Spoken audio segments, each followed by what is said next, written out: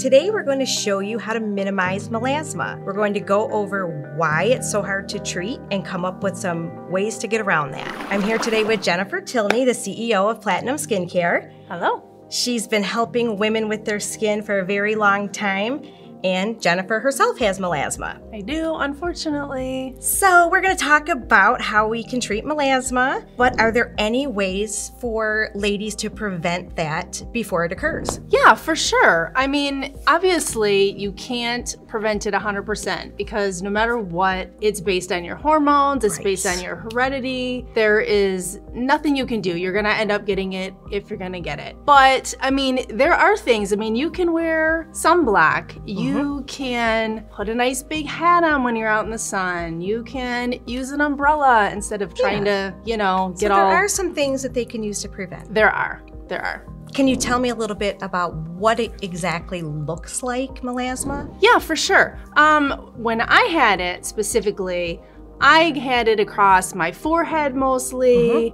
I had it across my cheeks.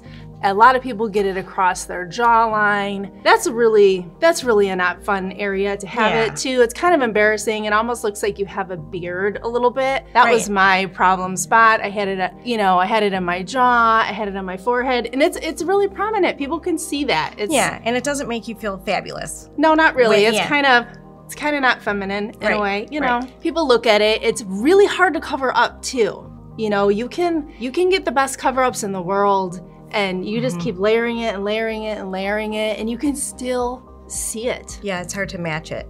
It's hard to cover it up and then still match the color to the rest of your face. Yeah, and it just shows right through. You can see it. It's like, no matter what you do, it's there. But so when you discovered that you actually had melasma, I mean, how did that make you feel? Like, did you feel like you were treating it differently, or from when you thought it was just age spots, sunspots? Well, I mean, not really. At the end of the day, it is still pigmentation. So you treat it the same.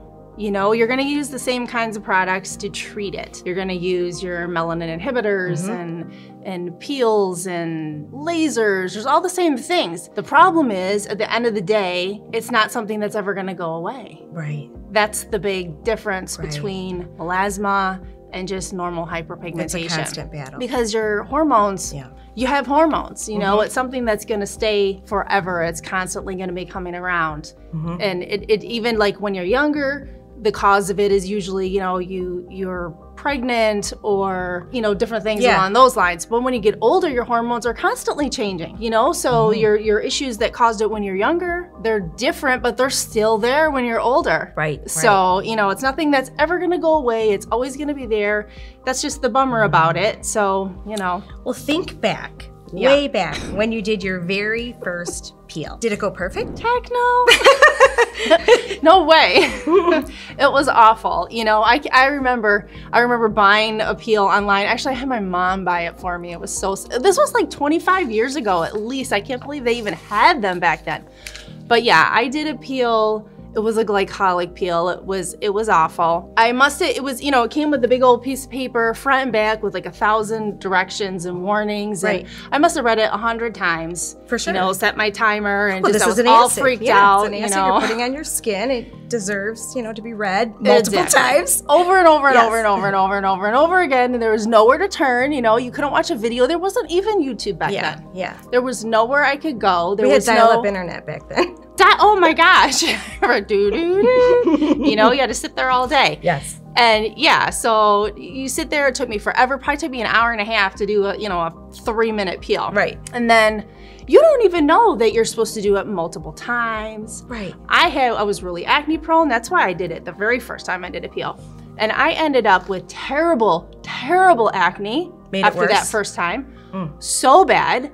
My husband was like, what did you do to your face? Stop doing this. Yeah. Because it was so bad. Well, I didn't know. Right. I didn't know that actually that was part of the process. You had to get the dead skin off, get those pimples out. Well, I just freaked out. I didn't do it for a little while. Yeah, because it's frustrating. You're trying to correct something and now you feel like you've made it worse, but you don't understand the process. I was making it worse. And then I did it again in, 3-4 weeks. And then I did it again in 3-4 weeks. It just kept getting worse and worse and worse because I just didn't know what to do. Yeah. I ended up probably putting it away, there was just nowhere to turn.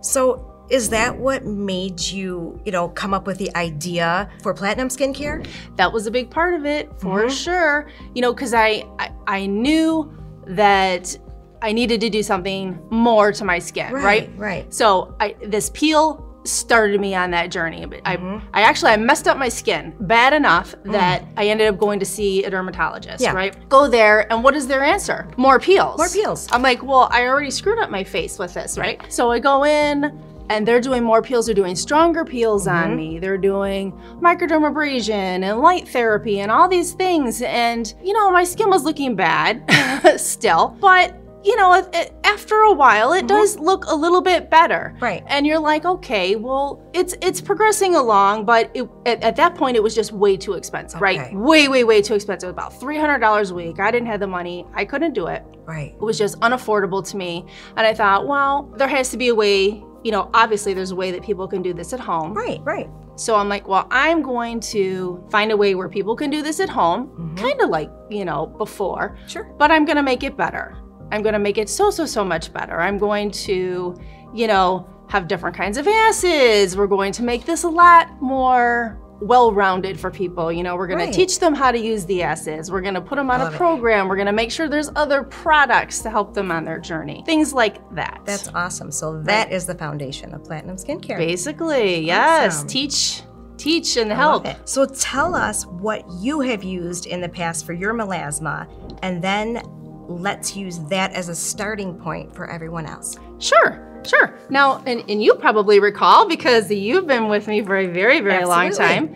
So, back in the day when I was dealing with, so awful on my forehead. I recall. I remember those days. When we first started working with vitamin C. And I started, well, it's an antioxidant. So basically we're preventing damages before they happen. So I started with vitamin C and I started putting it on before I went away for spring break for, with the fam. Sure.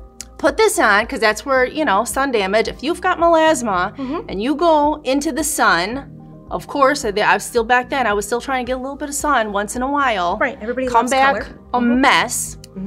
Well, I put my vitamin C on, and lo and behold, it really, really helped. Now, I'm not gonna say 100% because I was still in the sun, and that's a no-no when you have melasma, but really cut down on how much hyperpigmentation I got. Right. So this was stopping the damage before it started, really cutting back on it. So it's helping combat that before it actually Yes, becomes this literally dark. stops the forming of pigmentation. So this is a huge, huge part of that. Excellent. Now, along with that, obviously we have things that are actually meant to inhibit the production of melanocytes, stop them from working. So we have our Fade Bright, with alpha arbutin and things like that. This is something that you want to put on every single day.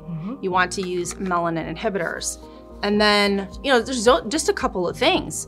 And then obviously retinoids. Retinoids help to constantly turn over the skin, turn over, get rid of that damaged pigmented skin.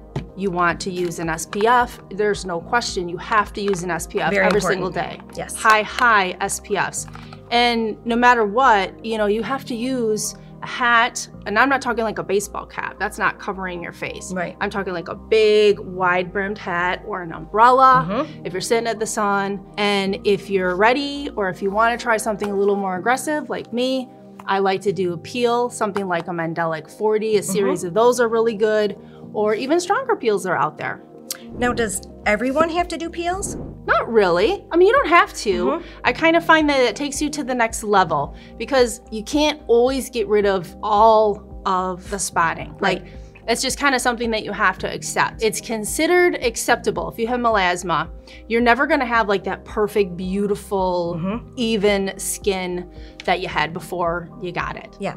It's considered, I don't want to say cured because there is no cure, but it's considered a good result even when you still have some on your face. Right. You can get rid of most of it if you do this every day and if you use peels. Peels really will get rid of most of it, and sometimes for some people, all of it. So it's a good option. So if somebody was at the very beginning stages and they want to Right. build a regimen, and what would be the very first step if they're not ready to just jump in with everything? Like, what would be the first step? Well, I would say, obviously, you know, pick a great cleanser, something, if you want to use one of the cleansers that we have, like a glycolic cleanser, a revitalizing glycolic cleanser, I think get a little bit of exfoliation happening every single day. I think that's a really good choice.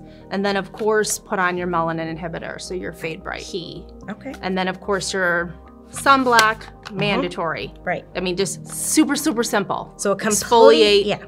Oh, yeah. Simple as possible. Exfoliate, melanin inhibitor, sunblock. I mean, that's the easiest, most basic regimen ever to get somebody started. And if somebody wants a complete regimen, Absolute complete. I mean, let's just talk about every single product we had. You know, wash your face. You're gonna put on your Fade Bright. I would add some vitamin C. I will put a nice moisturizer on, you know, depending on your skin type. You know, we have a vitamin B if you have acne prone skin, or GABA for normal skin, Dermasnap if you are dry. right. And then your SPF. And then at nighttime, it's basically just as easy. Wash your face, put your Fade Bright on, and then we have to grab our retinoid. And it's that easy, that's Yeah. it. Seems quite simple. That's it, that's it. Do your peel either once a week and do, you know, or once a month if you want to do a stronger one. And to recap, just to touch base on the peels a little bit, the peels that work best, they have options. They do. The ones that are very best for melasma, hyperpigmentation in general, I think are ones like Mandelic, Lactic, and then Jesner is really, really good. That's the Perfect. stronger one, and then the Lactic and Mandelic are gonna be your milder ones. Excellent. Well, I think that completes our little chat on melasma. I think we've Yes. helped educate some ladies and give them Absolutely. a running start where they can always reach out to us by email or phone for a complete personal regimen. Absolutely, and we have our Build a Regimen kit on the website too. You can just, okay. it's brand new, you can click how to build a regimen and it's gonna set you up with the products that you need. Perfect. That'll be very useful. Yes, and there's one specifically for melasma, so just click that button.